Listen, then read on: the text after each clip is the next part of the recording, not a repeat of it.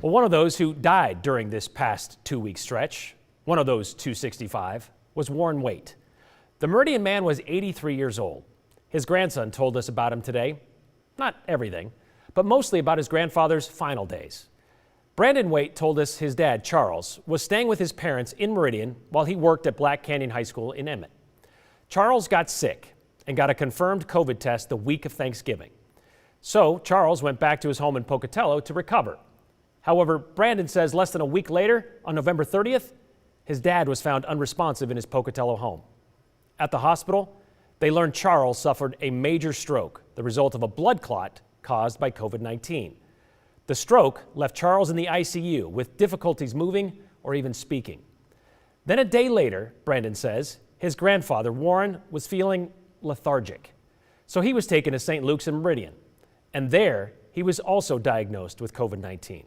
Now remember, Charles was living with his parents, and before he knew he was sick, he had unknowingly exposed his mom and dad to the virus. The 83-year-old was admitted to the hospital on December 1st, and by the early morning hours of December 10th, Warren Waite had passed away, leaving behind a wife of 60 years and 3 generations of Waite kids. And if you think that's the worst part of this story, well, we'll let Brandon tell you why it wasn't. Your dad is in the hospital because he suffered a stroke because of a blood clot due to COVID. Yes. Your grandfather's in a hospital in the Treasure Valley because of complications from COVID. Yeah. And then things took a turn for the worse for your grandfather. Yeah. So about, I think it was December 3rd, so he kind of went better, right? Oh, he's stabilizing, everything's good, to December 3rd, that morning, Grandpa's took a turn for the worse. Now they're just going to provide comfort care. He did not want to be intubated. He was kind of the mindset of, where's the quality of life in that? And then we were told, you need to go and visit Grandpa, because once his lungs start shutting down, that's it. Were you able to get in to see him? We were not. We had to go into the chapel and talk to him over Zoom. You go in, you talk to the chaplain. He gives you this iPad. It's very, well, they make it as personal as they can be, but there's not much, that's personal with it. When did you decide that you need to get your dad involved in this? So my sisters, they just realized, hey, while Dad's up and awake, we need to get him on Zoom. So my sister's holding the phone right here, and I'm holding, that's that picture, and I'm holding the tablet right there. And we have to tell my dad what's happening, because he's in this hospital alone and he doesn't really know what's going on at home. He doesn't realize his dad is dying. Right. I mean, when you told him he just had a stroke, how did he respond to this? He could tell his heart was breaking, because his face he just cried. And he was trying to form words, but he couldn't.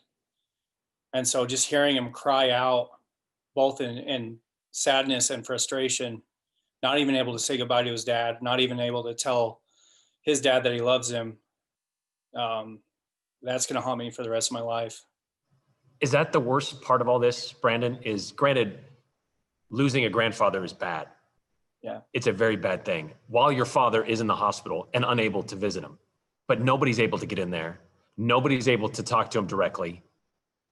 I mean, that's got to make this 10 times worse.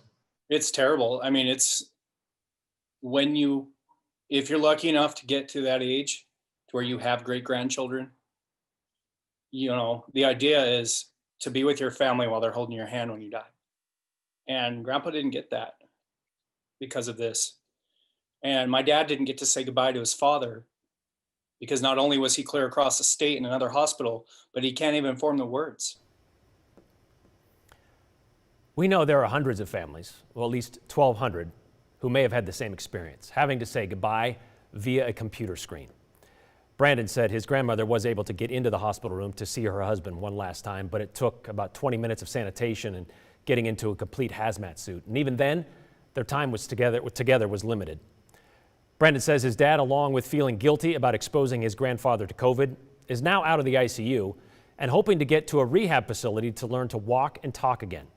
However, Brandon told us today, Charles, who is 58 years old and a veteran, does not qualify for VA benefits to help pay for his recovery because, well, for one reason, he's not 60. So Brandon has set up a GoFundMe page to help pay for his dad's treatment. And we plan on putting that link in this story at ktvb.com.